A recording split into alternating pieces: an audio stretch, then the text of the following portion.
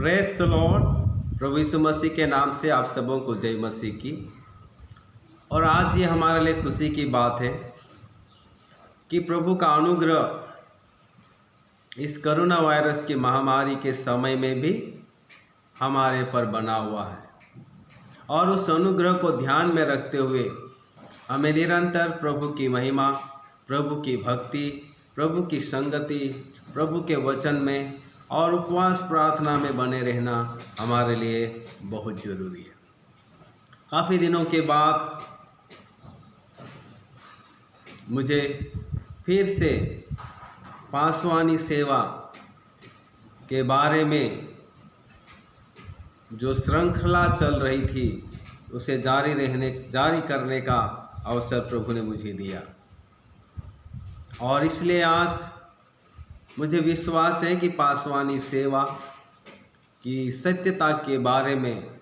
और पासवानी सेवकाई की सच्चाइयों को जानना हम सेवकों के लिए, प्रभु के अलग किए हुए अभिषिक्त दासों के लिए बहुत ही ज़रूरी है, ताकि हम प्रभु की सेवा को सुंदर रीति से और उसकी इच्छा के अनुसार और उसकी योजना के अनुसार हम आगे निरंतर हमारी पीढ़ी में और आने वाली पीढ़ी में भी जारी रखते हुए आगे बढ़ सके। आज है पासवानी सेवा भाग 6 में। प्रभु यीशु मसीह के नाम से मैं आप सबका स्वागत करता हूं। पासवानी सेवा भाग 6 मुख्यतः पासवानी सेवकाई के लिए बुलाहट और प्रशिक्षण पर जोर देती है। इसका मुख्य शीर्षक है पासवानी सेवा के लिए प्रशिक्षण एवं बुलाहट। एक बार जब प्रभु हमें बुलाता है उसकी सेवा करने के लिए, जब हमारे हृदय से और हमारी आत्मा से जब वो बातें करता है और हमको ये एहसास हो जाता है कि अब मुझे पूर्ण रीति से मेरे प्रभु की सेवा के लिए अपने जीवन को समर्पित करना है, अपने आप को पूर्ण रीति से प्रभु की सेवकाई के लिए समर्पित करने की जो बुलाहट प्रभु ने मुझे दी है, वो एहसास होने के बाद, बुलाहट प्राप्त करने के बाद हमारे अंदर एक उस बुलाहट के प्रति समर्पित होकर सीखने की मनसा जागती है। और यह एक सत्य बात है कि जब हमको प्रभु बुलाता है, बुलाने के बाद वो हमें उस सेवा को करने के योग्य बनाता है। बुलाने वाला वही है और उस काम को करने के लिए प्रशिक्षण देने वाला, तैयार करने वाला और उसके अनुसार अपने आप को रूप देने के लिए सहायता करने वाला केवल परमेश्वर है। बात ये सत्य है कि जब वह आपको और मुझे बुलाया है, हमें अपने आप को उसके हाथों में समर्पित करना है, अपने आप को प्रभु के हाथों में पूर्ण रीति से अर्पण कर देना है, और हमें यह अंगीकार कर लेना और ये स्वीकार करना और समर्पित कर देना होगा कि हाँ प्रभु, अब ये तेरा दास है, ये तेरा सेवक जो आपकी बात को सुनकर अपने जीवन को आपके हाथों में दे दिया है, आपकी मर्जी इनके जीवन में, मेरे जीवन में, हमारे जीवन में पूर्ण हो, ऐसे कहते हुए हम अपने आप को प्रभु के हाथों में सौंपते। जब हम अपने आप को प्रभु के हाथों में सौंप देते हैं तो वह हमें सुंदर रीति से प्रशिक्षित करना आरंभ करता है।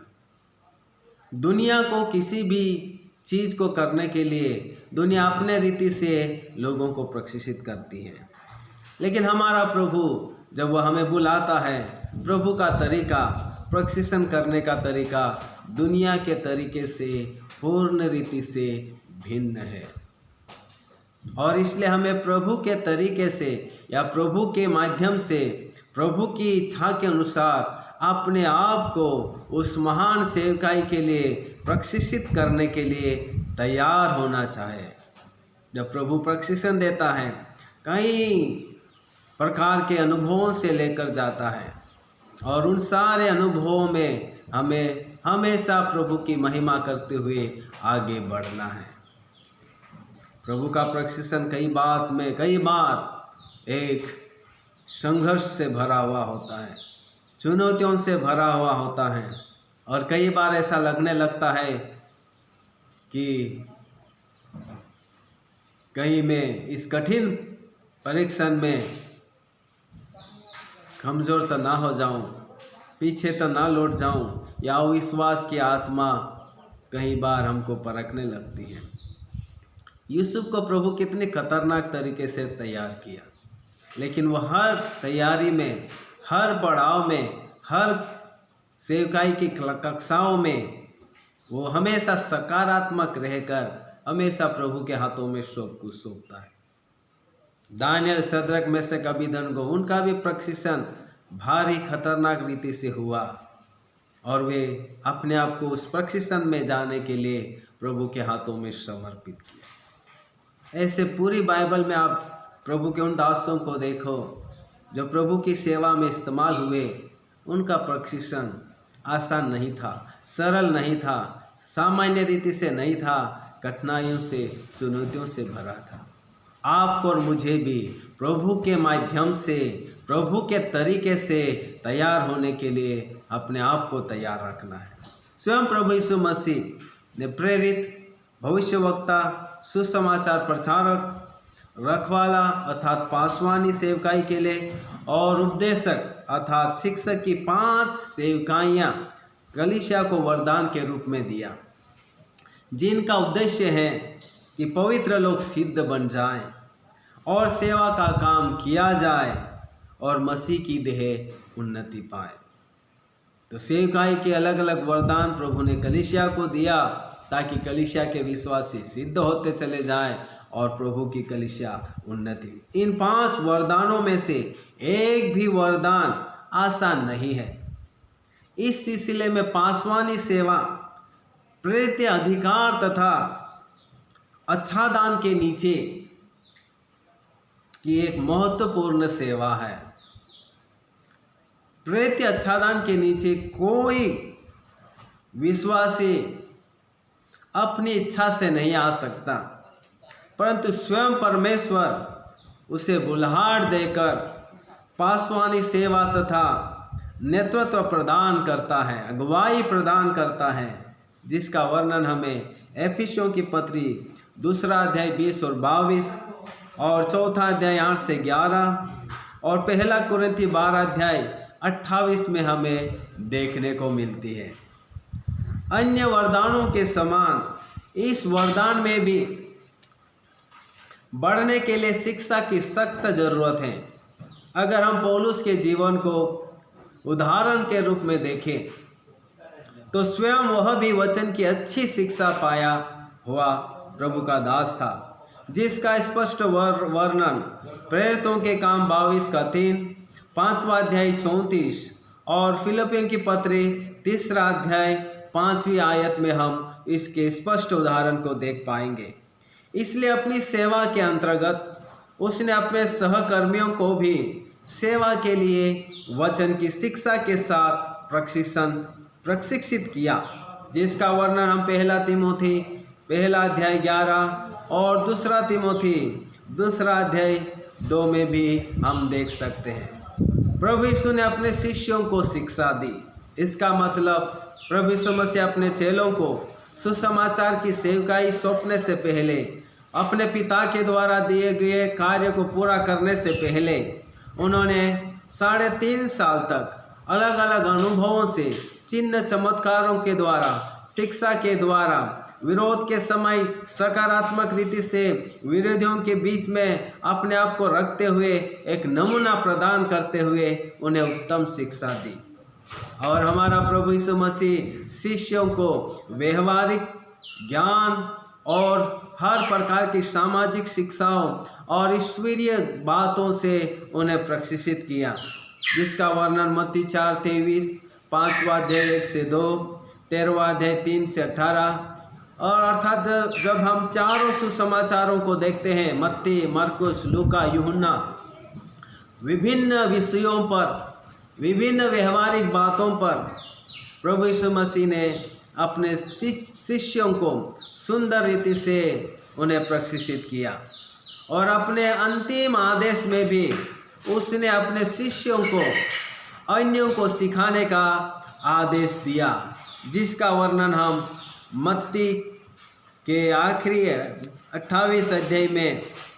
हम देख सकते हैं। यह आयत में पढ़ना चाहूँगा ताकि हम प्रभु की शिक्षा और या अपने आप को प्रभु की सेवकाई के लिए प्रशिक्षित होना या शिक्षित होना बहुत महत्वपूर्ण क्यों है। यहाँ इस प्रकार अपने अंतिम आदेश में मत्ती 28 के 18, 19, 20 हम देखेंगे। यीशु ने उनके पास आकर कहा, स्वर्ग और पृथ्वी का सारा अधिकार मुझे दिया गया है, इसलिए तुम जाओ, सब जातियों के लोगों को चेला बनाओ और उन्हें पिता और पुत्र और पवित्र आत्मा के नाम से बपतिस्मा दो और उन्हें सब बातें जो मैंने तुम्हें आज्ञा दी हैं मानना सिखाओ, और देखो मैं जगत के अंत तक सदा तुम्हारे संग हूँ। ये 20वीं आयत में कितना एक स्पष्ट बात यहाँ सामने आती है। उन्हें सब बातें जो मैंने तुम्हें आज्ञा दी हैं, अर्थात जो मैंने तुम्हें सिखाई हैं, जो तुमने मुझसे सीखी हैं, जिन बातों को तुमने मेरे से देखा है, उन सारी बातों को मानना सिखाओ। ये प्रभु यीशु मसीह स्वयं अपने चेलों को आदेश देते हैं, आज्ञा देते हैं, जैसा मैंने तुम्हें सिखाया वैसे तुम्हें भी, जो मुझ पर विश्वास करते हैं या मेरी मंडली के छोटे बड़े हर जाति समाज भाषा के लोग जो विश्वास में आए हुए हैं, उनको मानना सिखाओ, उनके अनुसार चलना सिखाओ, उनके अनुसार करना सिखाओ, उनके अनुसार उन्हें आगे बढ़ाते जाओ। तो ये प्रभु यीशु मसीह चेलों को बहुत कुछ सिखाएं, और सिखाने के बाद जब वो स्वर्ग की ओर जा रहे थे, जाते समय उन्होंने एक आदेश दिया कि जैसा मैंने तुम्हें सिखाया, जैसा तुमने मुझसे सीखा, वो सारी बातें, वो सारी आज्ञाएं उन्हें मानना सिखाओ। ये प्रभु की एक अद्भुत योजना और अभिन्न इच्छा है कि आप और मैं प्रभु की शिक्षा पाकर, प्रभु से सीखते हुए, प्रभु के माध्यम से अपने आप को उसके योग्य बनाते हुए हम एक सिखाने की सेवा, प्रभु के लोगों को आत्मिक बातों में मजबूत करने की सेवा,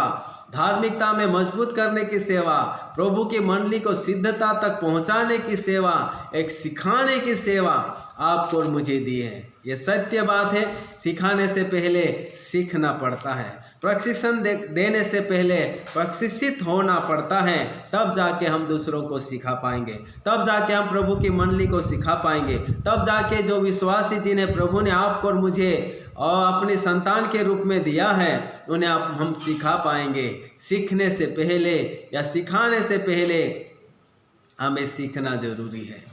जब हम सीखेंगे तो हम सिखा पाएंगे, और जब हम सिखा पाएंगे तब हम कर पाएंगे, और जब हम कर पाएंगे प्रभु की अद्भुत योजना हमारे जीवन से, प्रभु की अद्भुत इच्छा हमारे मंडली से होती रहेगी। तो प्रभु जब आपको और मुझे बुलाता है, उसका अगला स्तर है आपको और मुझे प्रभु की सेवकाई के लिए सुंदर रीति से प्रशिक्षित होना है, और इसमें किसी भी प्रकार की आलस्यपन की आत्मा या किसी भी प्रकार से हम उसे नज़रअंदाज नहीं कर सकते। बुलाने वाला जब आपको और मुझे बुलाया है तो वह आपको और मुझे तैयार भी करेगा, और उसके लिए आपको और मुझे समर्पित होना है। इसलिए वो शुरू में ही मत्ती के 4 अध्याय में ही और चेलों को बुलाने से पहले ही उनको बोला कि तुम मेरे पीछे आओ, मैं अब तुम्हें मनुष्यों के पकड़ने वाले बनाऊंगा मतलब सिखाऊंगा, तैयार करूंगा, उसके लायक बनाऊंगा, ताकि तुम जैसे मैं पिता की इच्छा को पूरी कर रहा हूँ वैसे तुम भी इस पृथ्वी पर मेरे जाने के बाद उस पिता की इच्छा को पूरी करते रहे और उसकी अद्भुत महिमा में प्रभु की कलीसिया को सिद्ध करते चले जाएं। मुझे विश्वास है कि आज ये पासवानी सेवा भाग 6 आपको स्पष्ट रीति से समझ में आ गया है, और मेरी यही मनसा है कि आप और मैं ज़्यादा से ज़्यादा सुंदर रीति से, अच्छे रीति से प्रभु की सेवा के लिए अपने आप को तैयार कर सके, ताकि हम सुंदर रीति से, प्रभावशाली रूप से, अर्थपूर्ण रीति से प्रभु की मंडली को प्रभु के इच्छा के अनुसार, प्रभु के स्वभाव में, सिद्धता में हम बढ़ा सके। प्रभु इन सत्य बातों के द्वारा आप सबों को आशीष दे। धन्यवाद। God bless you. Thank you.